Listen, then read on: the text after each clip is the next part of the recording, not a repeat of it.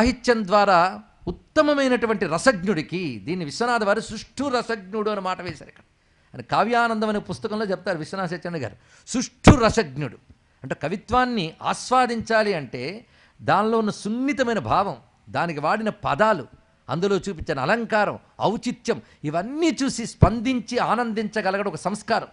అది అందరికీ రాదుట, కొందరికి వస్తుంది. అటువంటి వాడు దొరికితే ఆ కవి అదృష్టం. కానీ అలాంటి వాళ్ళు దొరికే అదృష్టం అందరి కవులకి రాసి ఉండదుట. ఈ కాళిదాసే ఒకప్పుడు అంటాడు, అరసికేషు కవిత్వ నివేదనం శిరసి మాలిక మాలిక మాలిక. రసజ్ఞత లేని వారి ముందు కవిత్వం చెప్పే దురదృష్టం నా నుదుట రాయకు రాయకు రాయకు అంటాడు. కానీ పాపం కొందరు రాసేస్తుంటాడు పరమాత్మ, ఏం చేస్తాం ఇక్కడ. అందులో ప్రస్తుతం ఉన్నటువంటి యుగంలో భౌతికత అలవాటైపోయినటువంటి పరిస్థితుల్లో తరాలు మారుతున్న కొద్దీ గమనిస్తున్న ఒక పెద్ద అంశం ఏంటంటే రసజ్ఞత కరువైపోతుందండి. అందులో సందేహం లేదు. ఒక ఉత్తమమైన భావానికి స్పందించే గుణం తగ్గిపోతుంది. ఒక ఆనందకరమైన అంశాన్ని అవతల వాళ్ళకి ఎక్కించడానికి ఎన్ని విన్యాసాలు చేయాల్సి వస్తుందో. పూర్వం ఒక చిన్న చమత్కారమైన పదాన్ని అలా చెప్తే చాలు స్పందించిపోయేవారు. ఎలా అంటే మలయపవనం వీచగానే చిగురాకు ఎలా కంపిస్తుందో మంచి కవిత్వం వినగానే మంచి మనసు అలా స్పందిస్తుందండి. ఇక్కడ అలా స్పందించేవారు. ఆ స్పందన గుణం పోయింది. ఎవరైనా నానా అని కచేరీ చేస్తే నాన్నపోయి ఎన్నాళ్ళు ఏందో అంటున్నట్ట. వాటిని ఆస్వాదించట్లేదు. కొంతమంది రసజ్ఞులు చూస్తూ ఉంటామండి సంగీత సభల్లో. రసికాస్ అంటారు వాళ్ళు. ముందు వాళ్ళు సభ ప్రారంభించిన తర్వాత తెగ తొడగొట్టేసుకుంటుంటారు, తల ఊపేస్తుంటారు. వాడు రసజ్ఞుడు ఏమో భ్రాంతితో ఈయన పాడేస్తుంటాడు. సరిగ్గా 8 అవగానే వాళ్ళు లేచి వెళ్ళిపోతాడు. వాళ్ళు అప్పుడు అర్థం చేసుకున్నారు, సరస్వతీదేవి కచేరీ పెట్టిన వాడు కూర్చోడు. వాడు 8 తర్వాత లేచి వెళ్ళిపోతారు. వాళ్ళు ఇక్కడ వాళ్ళు టైం పెట్టుకొస్తారు. ఇంకేం రసజ్ఞతండి ఇక్కడ. రసానుభూతి ఎంత గొప్పగా ఉంటుందంటే వాళ్ళు బయట ప్రపంచం వాళ్ళు మర్చిపోతారు. అలాంటి మహాత్ములు ఉంటారు. దీన్ని కావ్యానందము లేదా కళానందము అంటారు. ఈ అనుభూతి పేరు కూడా రసానుభూతి. చూసారా, అది బ్రహ్మానంద రసం. ఇందాక చెప్పుకున్న అత్యంత నీచమైనటువంటిది అది అధమస్థాయికి చెందిన తామస రసం. ఈ మధ్యలో ఉండేవి ఉత్తమ సంస్కారవంతులు పొందేటువంటి పారవశ్యం. ఈ పారవశ్యం దేనివల్ల వస్తుంది? విద్యల వల్ల వస్తుంది. ఈ విద్యలకు సంబంధించిన పారవశ్యం రావాలంటే ఉత్తమమైన విద్య ఆవిష్కరింపబడాలి కదా. కనుక రసత్వం అనే లక్షణమే మదమని చెప్పబడుతుంది. కనుక ఆ మదాలస అనే స్వరూపంలో అన్ని విద్యల్ని అనుగ్రహించడానికై ఆ విద్యాది దేవత అలా కనబడుతున్నది. ఆ పారవశ్యం పేరేమిటి? రసానుభూతి. మదము అనగా రసానుభూతి. మదానికి 2 పదాలు చెప్తారు పెద్దలు, సమ్మదం దుర్మదం అని. సమ్మదం అంటే సత్ మదం, అది మంచి మదం, అది మంచి పారవశ్యం. ఒక సంగీతాన్ని వింటూ అనుభూతిని పొందేమనుకోండి, త్యాగరాజ కీర్తన వింటూ, అది మంచిదే. అలాంటి అనుభూతిని పొందించగలిగే శక్తి త్యాగరాజుకి ఎవరిచ్చారు? ఆ ఇచ్చిన శక్తి పేరు అమ్మవారు. అది ఇక్కడ ఒక సంగీత శక్తి కానీ ఒక సాహిత్య శక్తి కానీ ఆ తల్లి దయ వల్ల రావలసినదే. అందుకే కాళిదాసుకి అటువంటి శక్తిని అనుగ్రహించడానికై సృష్టిలో ఏ విద్య అయినా ఆ విద్యాధిదేవత అయిన అమ్మవారి వల్ల రావలసినదే. ఆ విద్యాధిదేవత ఎన్ని రూపాలు ధరించిందో ఆ విద్యాధిదేవత ధరించిన ఒక సంపూర్ణ స్వరూపం మాతంగి. ఆవిడ పేరే రాజమాతంగి అని చెప్పబడుతున్నది. ఇది ప్రధానమైన శక్తి. ఈవిడికి ఇంకా చాలా పేర్లు ఉన్నాయండి. శ్యామలా విద్యలు 8 రకాలు ఉన్నాయి. ఒకటి రాజశ్యామల, ఇంకొకటి లఘుశ్యామల, శుకశ్యామల, సారికాశ్యామల, హసంతికాశ్యామల, వీణాశ్యామల, వైణికశ్యామల అని చెప్పబడుతూ రకరకాల భేదాలతో ఉన్నాయి. ప్రతిదానికి ఒక మంత్రం ఉంటుంది. ఒక్కొక్క దానికి ఒక్కొక్క మంత్రం ఉంది. లఘుశ్యామకు మంత్రం ఉంది. ఇదే కాళిదాసు లఘుస్తవం గ్రంథం రచించాడు. ఏదో లఘుస్తవం అంటే మనం ఏమంటే లఘు అంటే తేలిక కదా, చాలా తేలిగ్గా ఉంటుందని చూస్తే అందులో ఒక్క పదం కురుగుడు పడదు. లఘు అంటే ఈజీ అని కాదండి. లఘు అంటే వెంటనే, శీఘ్రముగా అని అర్థం. ఇక్కడ లఘుస్తవం అంటే ఇది చదివితే వెంటనే అనుగ్రహం లభిస్తుందని అర్థం. అలాగే శ్యామలాది వెంటనే అనుగ్రహించే రూపం లఘుశ్యామల. ఈవిడ మంత్రం చాలా చిన్నగా ఉంటుంది. అదే రాజశ్యామల మంత్రం చాలా పెద్దది. ఇలా ఒక్కొక్క శ్యామలా మంత్రం ఒక్కొక్క రకంగా చెప్పబడుతుంటుంది. ఇలాంటి శ్యామల రూపభేదాలు ఎన్ని వందల వేలు ఉన్నాయి మనకు తెలియదు. శ్యామల మంత్రశాస్త్రం అంతా చెప్తుంది. అదంతా కూడా రాజమాతంగి మహావిద్యలో ఆ రూపాలని మనం చూడవచ్చు. ఒక్క తల్లి ప్రధానంగా శ్యామల ఉంటే ఆవిడ చుట్టూ ఎన్ని రకాల శ్యామలలు ఉన్నారో లెక్కలేవు. అంతేకాదు శ్యామలాదేవి ఉపాసన చేసి అత్యద్భుతమైన సిద్ధి పొందిన మహాత్ములు ఉంటారు. ఆ తల్లి అనుగ్రహం లేనిదే విద్యలు రావు అసలు. మరి ఒకడు ఏ ఉపాసన చేయడండి విద్యలు వచ్చాయంటే గత జన్మల్లో చేసిన దాని ఫలితం ఇది. ఇక్కడ అంతేకాదు ఉపాసన యొక్క తీవ్రత బట్టి ఈ జన్మలోనే మనం పొందవచ్చు. అది మనం ఇక్కడ గమనించినట్లయితే కాళిదాస మహాకవికి అటువంటి శ్యామల అనుగ్రహం లభించింది. గత జన్మల పుణ్య విశేషం చేత, అక్కడ విద్యావతి అనే ఆవిడ చేసిన ప్రేరణ చేత, ఆ నిష్కపటమైనటువంటి దుఃఖం చేత అమ్మవారు అనుగ్రహించారు. ఇక్కడ గత జన్మల పుణ్యాలు ఎలా ఉన్నాయో మనకు తెలియదు. మనం మాత్రం ఈ జన్మలో నిష్కపటమైన భక్తిని పొందినట్లయితే అమ్మవారి అనుగ్రహం తప్పకుండా లభిస్తుందని ఈ కథ ద్వారా మనకు అందినటువంటి సందేశం. అందుకటువంటి ఆ శ్యామలాదేవి యొక్క రూపాన్ని వీణ మీటుతూ కూర్చున్నటువంటి తల్లి యొక్క రూపాన్ని చూపిస్తున్నారు. ఈ తల్లికి అనేక రకాల రూపాలు ఉన్నాయి, కానీ ఆ తల్లి వీణ మీటుతూ ఉంటుంది 2 చేతులతో, మరొక 2 చేతులతో 2 చిలుకలు ధరించి ఉంటుంది. ఇక్కడ ఇటు అటు కూడా ఆ చిలుకను పట్టుకోడంటే ఆవిడ చిలుకను పట్టుకోదు, చిలుక వచ్చి ఆవిడ ముంజేతి మీద వాలుతుంది, వదలదు ఆ ముంజేతిని, అక్కడే ఉంటుంది ఆ చిలుక. ఆవిడ ఇంద్రనీలమణి కాంతులతో ప్రకాశిస్తూ ఉంటుంది. ఇక్కడ 2-3 రకాల రూపాలు ఉన్నాయి అమ్మవారికి. ఒకటి ఇంద్రనీలమణి కాంతులతో ప్రకాశించడం ఒకటి, ఇంకొకటి చిలకాకుపచ్చ రంగుతో ఉన్నటువంటి తల్లి. ఈ రూపం కూడా మనం భావించవచ్చు. ఈ రంగునే శ్యామల వర్ణం అని అంటాం. కొంతమంది శ్యామల ఉపాసకులు జపం చేస్తూ ఉంటే కొన్ని అద్భుతాలు కనబడతాయండి. అయితే అటువంటి ఉపాసకులు ఉన్నారని చెప్పడమే కానీ అటువంటి ప్రయత్నాలు మనం చేస్తామా లేదా పక్కన పెట్టండి. మేం చూడలేదండి అంటే మనకు అలాంటి వాళ్ళు కనబడే యోగం ఉండాలి. కొంతమంది శ్యామల జపం చేస్తుంటే అర్ధరాత్రి వేళ వాళ్ళ జపం పూర్తయ్యేటప్పటికల్లా చిలకలు వచ్చి వాళ్ళ చుట్టూ వాలడం అనేది ఉంటుంది. అదొక ఆశ్చర్యకరమైన అంశం ఇక్కడ, ఆ చిలకల రూపం. అందుకే శ్యామల వర్ణం ప్రధానంగా అక్కడ చెప్తారు, సుఖశ్యామల అని చెప్పబడుతున్నటువంటి. ఇంకా సారికా విద్య, సారికంటే గోరువంకలు, అలాగే చిలకలు, ఈ 2 పలుకులకు సంబంధించినటువంటి పక్షులు మనకి. ఈ సారికా విద్య మనకి కాశ్మీర్ దేశంలో ఉపాసనలో చాలా విశేషంగా ఉన్నది. చారిత్రకంగా మనం పరిశీలిస్తే కొంతమంది సారికా అని పేరు పెడుతూ ఉంటారు. ఈ కాశ్మీర్ దేశం వైపు ఉండేది. ఇప్పుడు కాశ్మీర్ మనది అవునా కాదా అనే సందేహంలో ఈ దేశ మేధావులు అల్లల్లాడిపోతున్నారు. మన విజ్ఞానం అంత అంతరించిపోతుంది. కనుక సారికా శ్యామలకు స్వరూపం కనుక ప్రధానంగా అమ్మవారిని ధ్యానించేటప్పుడు అటువంటి ఆకుపచ్చ మేనితో ధ్యానించవచ్చు. ఈ శ్యామలా క్షేత్రాలు మనకి కామాక్షి, కాంచీపురంలో కామాక్షీదేవికి దక్షిణం వైపు గర్భగుడి నుంచి బయటకు వచ్చే కనబడుతుంది. ఇంకొక శ్యామలా క్షేత్రం ప్రసిద్ధి చెంది ఉంది దక్షిణాపథంలో, మధురై, మీనాక్షీదేవి. మీనాక్షీదేవి శ్యామలాదేవి రూపమే. ఆవిడ 2 చేతులతో ఉంటుంది, ఒక సుఖం ఉంటుంది ఆ తల్లికి. ఆవిడ అసలు రంగు ఆకుపచ్చ రంగునే వర్ణిస్తారు ఇక్కడ. అందుకే శ్యామలా క్షేత్రం మధురై. అదేవిధంగా వారాహి క్షేత్రం తిరుచానూరు దగ్గర ఉన్నటువంటి జంబుకేశ్వరుడికి సమీపంలో ఉంటుంది, అఖిలాండేశ్వరి. ఆవిడ వారాహిదేవి యొక్క స్వరూపం. కనుక బిందు స్వరూపమైనటువంటి మహాత్రిపుర సుందరి ఎవరయ్యా అంటే కామాక్షి. ఇది మనకు 3 శక్తులు ఉన్నటువంటి మనకు సమీపంలో ఉన్న క్షేత్రంలో అవి చెప్పుకుంటున్నాం ఇక్కడ. అయితే ఇప్పుడు కేవలం అమ్మవారి మీద భక్తితో చెప్పుకోవడమే కానీ ఆవిడ గురించి చెప్పగలిగిన పాండిత్యం ఉంది అని భావించట్లేదు. ఎందుకంటే పలికించేది ఆవిడే అని తెలిసాక పలుకు కానీ పలుకు కారణమైన విద్య కానీ మనమా చెప్పండి. అందుకే మీతో పాటు నేను శ్యామలాంబని శరణు వేడి ఆ తల్లి యొక్క వైభవాన్ని కాళిదాస్ అందించినటువంటి శ్యామలాదండక ఆధారంగా తెలుసుకునే ప్రయత్నం చేద్దాం. కాళిదాస మహాకవి రచించాడనే పేరుతో కావ్యాలు మాత్రమే కాకుండా మంత్రశాస్త్రాలు కూడా కొన్ని ఉన్నాయి. చిద్గగన చంద్రిక అనే గ్రంథం కాళిదాసు రచించాడంటారు. అలాగే జ్యోతిష్ శాస్త్రంలో కూడా కాళిదాసు రచనలు చాలా ఉన్నాయి. అయితే సాహిత్యంలో కావ్యవాంగ్మయంలో సంస్కృతం చదువుకునే వాళ్ళందరూ కాళిదాసు చదువుతూ ఉంటారు. అవి మాత్రమే కాకుండా ఇటు మంత్రశాస్త్ర గ్రంథాలు, స్తోత్ర గ్రంథాలు, జ్యోతిష్ శాస్త్ర గ్రంథాలు కూడా రచించాడు మహానుభావుడని తెలుస్తుంది. చిద్గగన చంద్రిక అంతా కూడా శ్రీ విద్యా రహస్యాలు. ఇది కాకుండా కాళిదాస విరచిత పంచస్తవి చెప్పబడుతుంటాయి. అమ్మవారి యొక్క స్తోత్రవాంగ్మయం అది అత్యంత విశేషమైనటువంటి అమ్మవారి వైభవం అంతా కనబడుతుంది. చిత్రం ఏంటంటే అవన్నీ శ్రీ విద్యా రహస్యాలే. అంటే మొట్టమొదటిగా ఆయన కనబడింది మాత్రం శ్రీ విద్యాధిదేవత అయిన త్రిపుర సుందరి దర్శనమిచ్చి ఒక్కసారిగా ఆవిడ శ్యామల రూపంతో అనుగ్రహించింది. అనుగ్రహించడం వల్ల సమగ్రమైన జ్ఞానం అనుగ్రహం మాత్రంతోనే వచ్చిందండి. అమ్మవారి అనుగ్రహం ఎంత గొప్పదంటే అధ్యయనాదులు లేని వారిని కూడా అమ్మవారు అనుగ్రహించగలదు. అలా అనుగ్రహిస్తే ఏం చేస్తుందంటే అశ్రుత గ్రంథ బోధ అని సిద్ధిస్తుందట. అశ్రుత గ్రంథ బోధ అంటే ఎప్పుడు విని కూడా ఎరగని గ్రంథంలో ఉన్న విజ్ఞానం వీడి బుద్ధికి స్ఫురింపజేస్తుంది ఆ తల్లి. ఇక్కడ అంత తెలివితేటలు ఇవ్వగలిగిన తల్లి. అందుకు చిన్నప్పటి నుంచి పిల్లల చేత శ్యామలాదండకం చదివించితే వాళ్ళు నోరారా చదువుతూ ఉంటే వినడానికి మనకు బాగుంటుంది, వాళ్ళకి ఆరోగ్యం బాగుంటుంది. తెలుసుకోండి, ఆ పదాలు పలుకుతూ ఉన్నప్పుడు మన శరీరంలో ఎక్కడ ఏ ప్రాణశక్తి స్పందిస్తుందో తెలియదు, కానీ కొన్ని 10 రకాల ప్రాణాయామాలు చేసిన ఫలితం శ్యామలాదండకం చదివితే వస్తుందండి.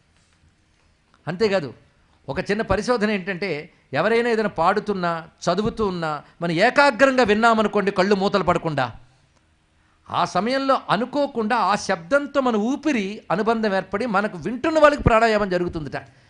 ఇది ఒక పరిశోధన అంశం. కనుక శ్యామలా దండకం మనం చదవగలిగితే చాలా సంతోషం. అయ్యా తప్పులు వస్తాయంటే తప్పులు లేకుండా చదివే వాళ్ళ ద్వారా విన్నా చాలు, అంత విశేషమైనది. రెండిటికి ఫలితం ఉంటుంది ఇక్కడ. ఆ శ్యామల అనుగ్రహం లభించిందా సర్వ విద్యలు భాషిస్తాయి. సర్వ విద్యలు మనకెందుకండి, మనకి ఏది అవసరమో ఆ విద్య భాషిస్తుంది అనుకున్నా చాలు. ఇక్కడ మొత్తానికి కాళిదాసు అంత మహాకవి అయ్యాడు ఎలాగయ్యా అంటే కాళీదేవి యొక్క అనుగ్రహమే. ఆ కాళీమాతయే శ్యామల.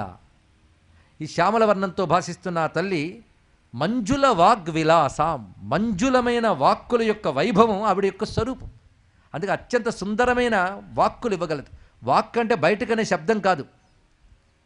ఒకడు అంత గొప్పగా మాట్లాడేడండి అంటే అర్థం ఏంటి, అంత గొప్పగా మాట్లాడగలిగే జ్ఞానం ఉందని అర్థం ఇక్కడ. అంటే వాక్ అంటే వ్యక్తీకరింపబడిన జ్ఞానమే వాక్ అంటారు ఇక్కడ. కనుక జ్ఞానం బయటపడితే వాక్కు. కనుక గొప్పగా మాట్లాడంటే గొప్ప జ్ఞానవంతుడిని అర్థం ఇక్కడ. అందుకే అమ్మవారు వాక్కులు ఇస్తారంటే అర్థం ఏంటి, జ్ఞానం ఇస్తారు, దాన్ని వ్యక్తీకరించగలిగే సమర్థతనిస్తారు. వ్యక్తీకరించలేనప్పుడు జ్ఞానంతో ప్రయోజనం ఏముంది ఇక్కడ. కనుకని వాక్కు ఇస్తుందంటేనే జ్ఞానం ఇస్తుందని అర్థం ఇక్కడ. జ్ఞానం యొక్క సంపూర్ణ దశ వాక్కు. ఆ వాక్కు కూడా మంజుల వాగ్విలాసం, అది తల్లి ప్రసాదించేటువంటిది. అటువంటి ఆ స్వరూపాన్ని భావన చేస్తూ కాళిదాసు అమ్మవారిని స్తుతించాడు. చూడ్డానికి మాత్రం ఇది కేవలం ఒక ప్రశంసావాచక స్తోత్రంలా అనిపిస్తుంది, కానీ జాగ్రత్తగా చూస్తే ఒక మంత్ర ప్రక్రియ దీనిలో కనబడుతుంది. ఈ దండకాన్ని ఒక్కసారి విందాం అందరం కూడా. సిద్ధమేనా? శ్రద్ధగా ఏకాగ్రంగా వినాలి. అంతేగాని దండకం పూర్తవగానే నన్ను లేపియండి అని చెప్పకండి ఎవరికి పక్కన. శ్రద్ధగా వినే ప్రయత్నం చేద్దాం. కళ్ళు తెరిచే వినండి, మూస్తే నిద్ర రావచ్చు. కనుక శ్రద్ధగా వింటూ అమ్మవారిని దర్శిద్దాం. ఇక్కడ స్వరూపం అంతా చూపిస్తాడు. పైగా ఎక్కడుందో లోకానికి కూడా తీసుకెళ్ళి చూపిస్తాడు. ఇందులో మొత్తాన్ని శ్యామలా దండకంలో అమ్మవారి ఉన్న చోటు ముందు చూపిస్తాడు, ఆ చోట్లో ఉన్న అమ్మవారిని చూపిస్తాడు, తర్వాత అమ్మవారి చుట్టూ ఉన్న పరివార దేవతలను చూపిస్తాడు, అమ్మవారి యంత్రంలో ఉన్న ఆవరణలు, అందులో ఉన్న శక్తులు చూపిస్తాడు. ఇది శ్యామలా దండకం యొక్క స్వరూపం. ఆ స్వరూపాన్ని మనం చూడబోతున్నాం. అయితే వింటున్నంతసేపు మధురమైన శబ్దం, అందులో సందేహం లేదు. ఒక ఆనందం కలిగించిందంటే ఆ శబ్ద ప్రకంపనలో ఉన్నటువంటి మంత్రశక్తి మనలో ప్రవేశించిందని. అలాంటి ఆ మంత్రశక్తి స్వరూపిణైన అమ్మవారి పాదపద్మాలని ఆశ్రయిస్తూ పలికించవలసిందిగా తల్లిని ప్రార్థిస్తూ ప్రారంభించుకుందాం.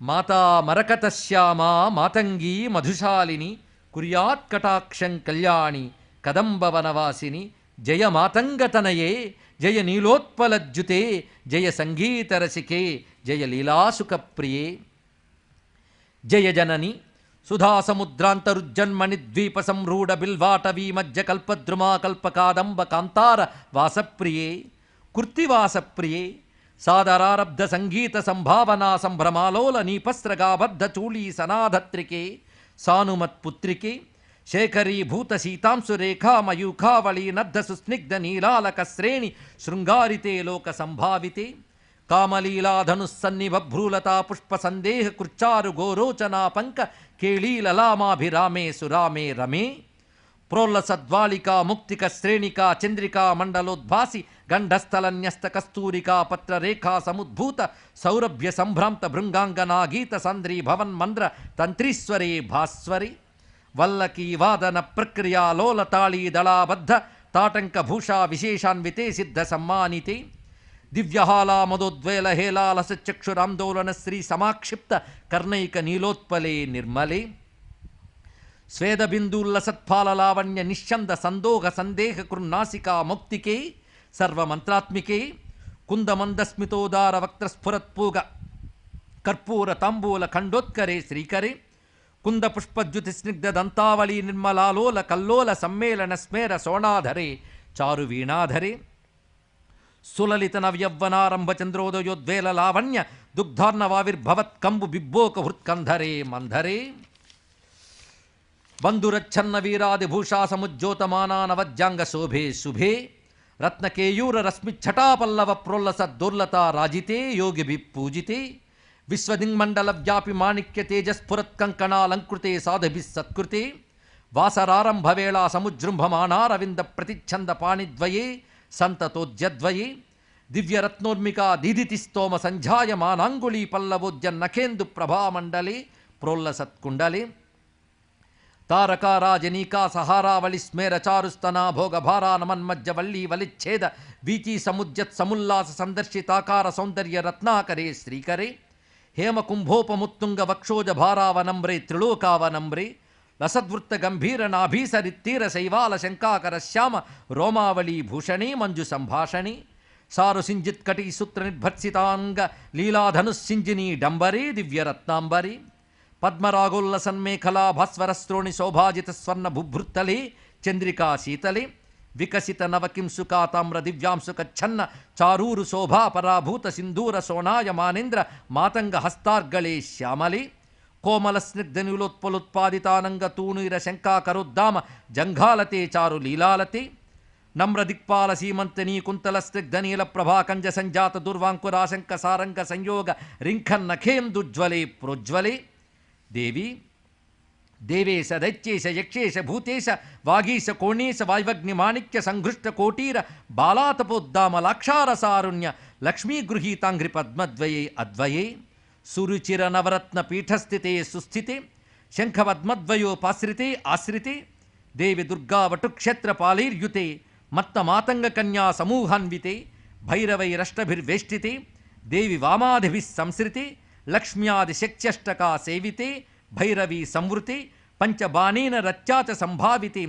ప్రీతిశక్త్యా వసంతేన చానందితే భక్తిభాజాం పరం శ్రేయసే కల్పసే ఛందసా మోజసే భ్రాజసే యోగినాం మానసే ధ్యాయసే గీత విద్యాది యోగాతి తుష్టేన కృష్ణేన సంపూజ్యసే భక్తిమచ్చేతసా వేధసా స్తూయసే విశ్వహృజ్యేన వాజ్యేన విద్యాధరైర్గీయసే యక్షగంధర్వ సిద్ధాంగనా మండలైర్మండితే సర్వసౌభాగ్య వాంఛావతీభిర్వధూభిः సురాణాం సమారాజ్యతే సర్వవిద్యా విశేషాన్వితం చాటుగాధా సముచ్చారణం కంఠముల్లోల సద్వర్ణ రేఖాన్వితం కోమలం శ్యామలోదార పక్షద్వయం తుండశోభాతి ధూరీ భవత్కింసుకాభం సుఖం లాలయంతి పరిక్రీడసే పాణిపద్మద్వయేనాపరేణాక్షమాలాగుణం స్ఫాటిక జ్ఞాన సారాత్మకం పుస్తకం బిభ్రతి ఏన సంచించసే చేతసా తస్య వక్త్రాంతరాత్ గద్య పద్యాత్మికా భారతి నిస్సరేత్ ఏన యావకాభాకృతిర్భావ్యసే తస్య వశ్యా భవంతి స్త్రియ పూరుషాః ఏన వా సాత్త కుంభద్యుతిర్భావ్యసే సోపి లక్ష్మీ సహస్రే పరిక్రీడతే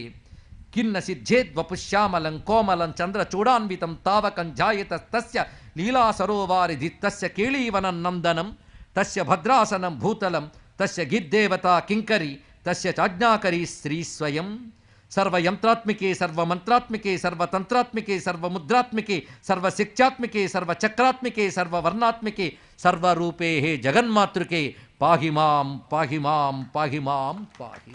ఇది అమ్మవారి యొక్క శిరస్సు నుంచి పాదముల వర్ణనతో పాటు ఆ మంత్రములో యంత్రములో ఉన్నటువంటి పరివార దేవతలు ఇత్యాది విషయములన్నీ చెప్పబడుతున్నాయి. దండకం పేరుతో మొత్తం శ్యామల విద్యనంతటినీ కూడా ఒక్కచోట అందించారు కాళిదాస మహాకవి. ఇటువంటి అద్భుతమైన ధారతో కూడిన దండకాలు సంస్కృత భాషలో చాలా ఉన్నాయి మనకి. లలితా త్రిపుర సుందరి దండకం అన్నది ఒకటి ఉన్నదండి ఇక్కడ. ఇది రచించిన వారు ఎవరు అంటే చాలామంది ఖడ్గమాల అనే పేరుతో చదువుతుంటారు కదా, శుద్ధశక్తిమాల, అందులో దీపకళానాథుడు అని అంటూ ఉంటారు. కానీ శాస్త్రరీత్యా అనే పేరు దీపకనాథుడు. దీపకనాథుడు త్రిపుర సుందరి దండకం రచించాడు. అంటే ఇది విన్నాం కనుక అది విందామంటారా? కుదరదు. అదో పెద్ద దండకం.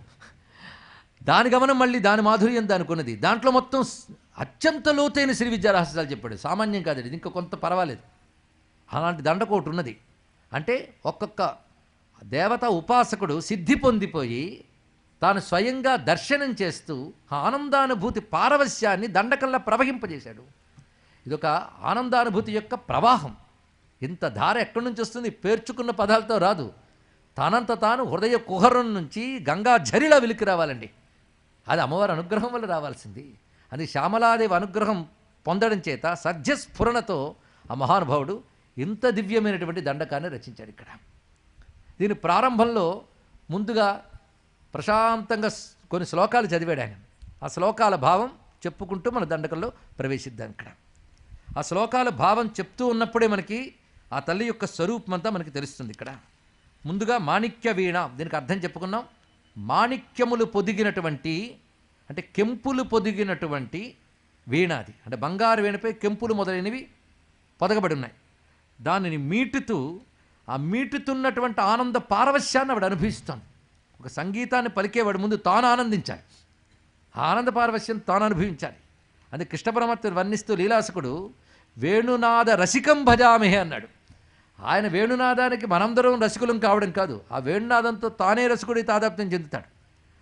అలాగే అమ్మవారు వీణ మీటుతూ ఆనందంతో నవ్వుతూ పరవశిస్తున్నది. ఆ పారవస్య భావమే మదాలసాం. అలసభావం అంటే నెమ్మది భావం అర్థం ఇక్కడ. అటువంటి పారవస్యంతో కూడిన అలసభావం. మంజుల వాగ్విలాసాం మహేంద్రనీల ద్యుతి కోమలాంగిం.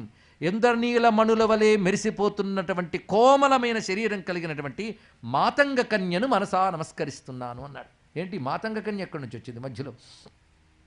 మాతంగ కన్యను ఎందుకన్నారు ఇది కూడా తెలుసుకోవాల్సినది. మాతంగం అంటే ఏనుగు. ఆ ఏనుగుకి సంబంధించిన విద్య మాతంగంటే కావచ్చేమో. ఎందుకంటే స్వరాల్లో ఒక్కొక్క స్వరానికి ఒక్కొక్క జంతువుకి సంబంధం ఉన్నది.